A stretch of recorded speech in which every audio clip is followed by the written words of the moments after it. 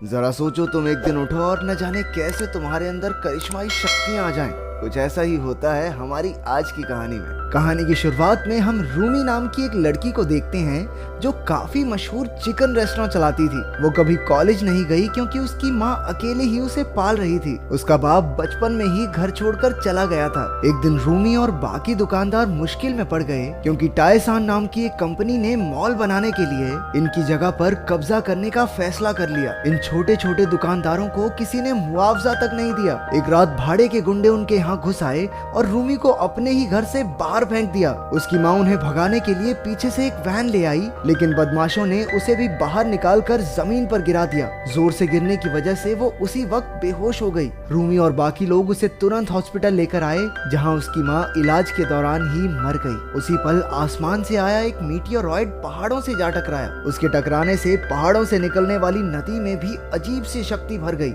अगली सुबह रूमी के पिता शिन ने भी वहाँ का पानी पिया, जिसका स्वाद बेहद अजीब सा था। फिर वो बैंक में पहुंचा जहां वो चौकीदार का काम करता है। उसके पेट में दर्द सा होने लगा था जो शायद नदी के पानी की वजह से हुआ। फिर उसने नौकरानी को ऑफिस से छोटा छोटा सामान चुराना सिखाया, लेकिन नौकरानी ने तो एक ही बार में काफी चीजें चुरा ली, जिससे वो पकड़ी गई। शिन ने उसे देखा, लेकिन वो अपने रास्ते निकल गया। शाम को एक रेस्टोरेंट में उसका पेट कुछ ज्यादा ही दर्द होने लगा। अचानक उसके आसपास की सारी चीजें धीरे धीरे उड़ने लगी। सारे टेबल कुर्सियां खुद ही पीछे गिर गए। अब उसका दर्द बंद हो गया, लेकिन दुकानदार ने उसे नुकसान करने के लिए धक्के मारकर बाहर निकाल दिया। कुछ देर बाद शिन अपने छोटे से घर में लौटा और लेटकर एक सिगरेट अपने मुंह में डाली। जैसे ही वो लाइटर लेने के लिए आगे बढ़ा, लाइटर खुद ही उड़कर उसके हाथ में आ गया। ये देखकर वो थोड़ा हैरान रह गया, लेकिन तभी उसकी बेटी का कॉल आया। उसने बताया कि उसकी माँ की मौत हो गई है। शिन एक पुराना सूट पहनकर अंतिम संस्कार में पहुंचा, जहां वो अपनी बेटी को पहचान तक नहीं पाया,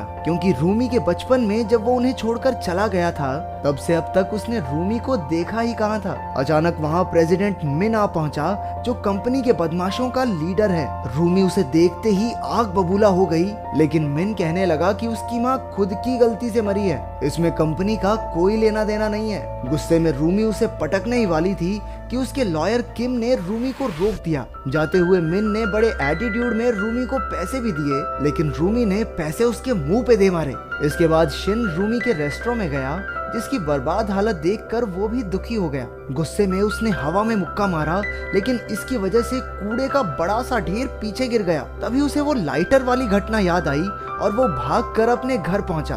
बार बार लाइटर उसके हाथ में आ रहा था, जिससे ये साफ हो गया कि पता नहीं कैसे पर उसके पास जबरदस्त जादुई शक्तियां आ गई हैं। कुछ ही पलों में वो घर की सारी चीजों को एक साथ उड़ाने में कामयाब हो गया। तभी उसके दिमाग में जादूगर बनकर खूब सारे पैसे कमाने का प्लान आया। अगली सुबह अपनी माँ को दफनाकर रूमी अपने पिता और दोस्तों के साथ बाजार में पहुंची, जहाँ सारे दुकानदार बदमाशों के डर से छिपे हुए थे। वो लोग कभी भी आकर तोड़ फोड़ कर जाते थे, लेकिन किम ने दुकानदारों को शांत रहने को कहा। उनकी पुलिस से बातचीत चल रही थी, लेकिन दुकानदारों का मानना है कि ये बदमाशों की कंपनी तो कानून को भी खरीद लेगी। लोगों का कहना था कि गुंडों की तरह उन्हें भी मारपीट करनी ही होगी, लेकिन किम जानता था कि इससे वो कानून के सामने और बुरे बन जाएंगे। शिन ने सबसे कहा कि अब लड़कर कोई फायदा नहीं और अब उन सबको नई नौकरियां ढूंढ लेनी चाहिए। इससे सब गुस्सा हो गए और रूमी ने तो उसे बाहर ही भगा दिया। शाम को शिन एक सर्कस में काम मांगने गया और उसकी शक्तियों की वजह से उसे तुरंत नौकरी मिल गई। अगले दिन रूमी को पता चला कि उसकी माँ की रिपोर्ट में मौत का कारण चोट लगना है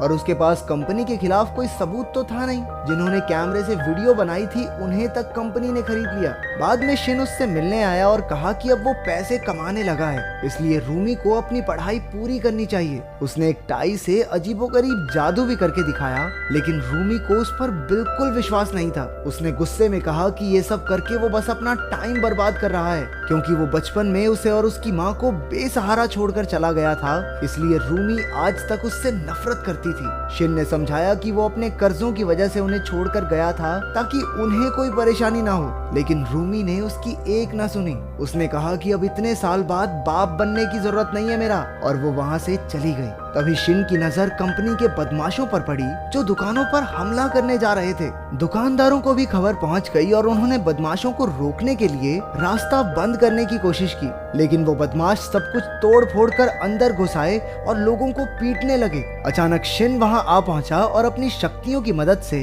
सभी बदमाशों को हवा में उड़ाकर उनकी हड्डी पसली एक कर दी। उसकी शक्तियां देखकर उनके होश उड़ गए और सब पीछे हट गए। एक बदमाश आगे बढ़ा, लेकिन शिन ने दूर से ही उसकी बाजू मरोड़कर उसे हवा में लटका दिया। तभी पुलिस वहां आ गई और सभी दुकानदारों और बदमाशों को पकड़कर पुलिस स्टेशन में ले आई। दोनों गुट एक दूसरे पर इल्जाम लगाने लगे। ऑफिसर ने आखिरकार रिकॉर्डिंग देखने का फैसला किया। वीडियो में शिन सबके छक्के छुड़ा रहा था, लेकिन पुलिस वाले को अपनी आंखों पर यकीन ही नहीं हुआ। बेचारा रिपोर्ट में क्या लिखता, हवा में उड़ा उड़ा के मारा है सबको।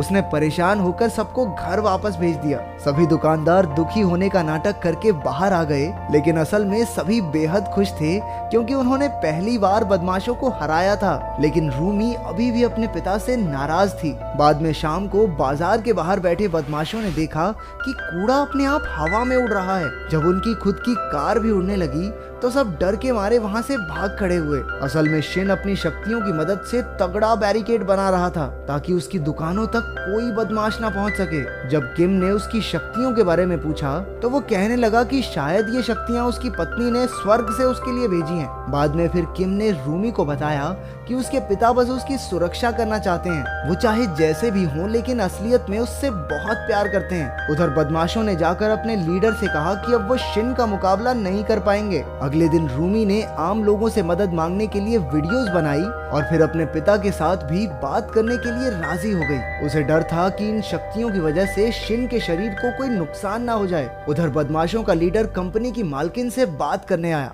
मालकिन ने अपने गुंडे बुलाकर लीडर को ही पिटवा दिया क्योंकि वो अभी तक जमीन खाली नहीं करवा पाया था और वो खुद भी डर के मारे चीखने का नाटक करने लगी ताकि बाद में इल्जाम उस पर ना आए। अब मालकिन किसी भी हालत में शिन को अपने रास्ते से हटाना चाहती थी ताकि वो अपना मॉल बना सके। उसी शाम टीवी पर शिन की शक्तियों की खबर फैल गई और टीवी वालों ने उसे नॉर्थ कोरिया का जासूस कहकर लोगों के सामने पेश किया। 2 दिन बाद पुलिस वाले शिन को ले जाने आए क्योंकि बैंक ने उस पर चोरी का इल्जाम लगाया था। शिन उनके साथ चल तो पड़ा, लेकिन ऑफिसर्स ने बिना कोई कार्रवाई किए उसे बंदी बनाकर जेल में डाल दिया। उधर किम को पता चला कि कंपनी के किसी आदमी ने पैसों के बदले रूमी की मां के खून का इल्जाम अपने सर ले लिया। इससे कंपनी सारे कानूनी मसलों से बाहर हो गई। ये सब मालकिन का ही प्लान था। उसने बदमाशों की नई कंपनी बनाकर कानूनी तरीके से जमीन हड़पने की तैयारी शुरू कर दी। उसने पुलिस से भी हाथ मिला लिया था और शिन को जेल में डलवा कर अब उसका रास्ता बिल्कुल साफ था। सारे बदमाश अपने लीडर के साथ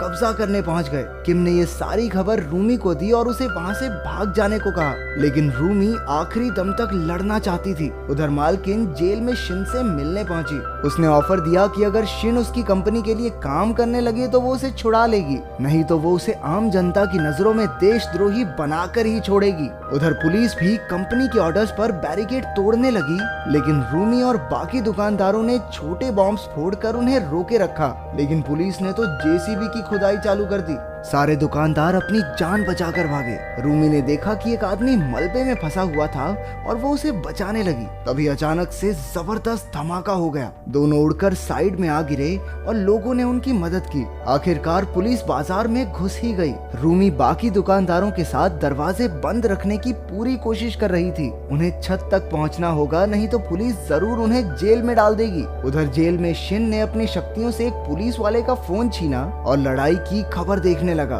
वो एक बार फिर से अपनी बेटी को अकेला नहीं छोड़ सकता था, इसलिए उसने अपनी हथकड़ियां तोड़ डाली और अपनी शक्ति से जेल की दीवार में बड़ा सा छेद कर दिया। वो धमाके से खिड़की से नीचे आ पहुंचा और सबसे पहले उसने उंगली घुमाकर मालकिन की कार तहस नहस कर दी। उसने धीरे धीरे उड़ना शुरू किया और कुछ ही देर में वो हवा से बातें करने लगा, लेकिन उसकी टक्कर एक बिल्डिंग से हो गई और सीधा नीचे आ गिरा। उसे एक बार फिर अपनी बेटी का ख्याल आया और वो क्रिश की तरह छलांग लगाकर आगे से आगे बढ़ता ही रहा। उधर रूमी और बाकी दुकानदार छत तक पहुंच गए, लेकिन एक आदमी सीढ़ियों से गिरकर लटक गया। पुलिस ने उस पर पानी फेंककर उसे गिराना चाहा, लेकिन शिन ने ऐन वक्त पर आकर उसकी जान बचा ली। एक बार फिर से लंबी छलांग लगाकर वो और लोगों को बचाने पहुंचा, लेकिन धुएं की वजह से वो पुलिस की क्रेन से जा टकराया और गलती से एक ऐसे कमरे में जा गिरा जहां बहुत सारे पुलिस वाले थे। वो सब एक साथ उस पर आ गिरे, लेकिन उसने अपनी शक्तियों से एक ही बार में सबको पीछे हटा दिया।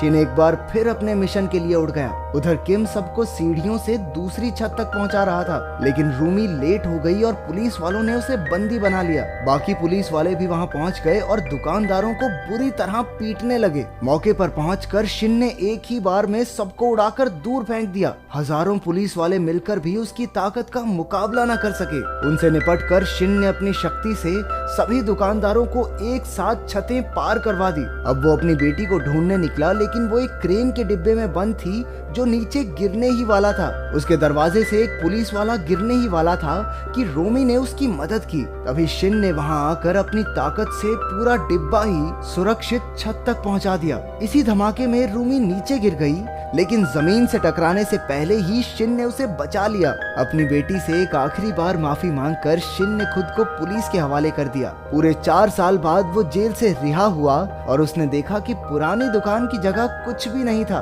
कंपनी को बहुत घाटा हो गया था, इसलिए कोई मॉल बना ही नहीं। फिर वो नए रेस्टोरेंट में गया जिसका नाम रूमी ने सुपर पावर चिकन रखा था। तो अगर तुम्हारे पास सुपर पावर्स हो तो तुम उसे अपने फायदे के लिए इस्तेमाल करोगे या लोगों के भले के लिए? कमेंट्स में सच सच बताना।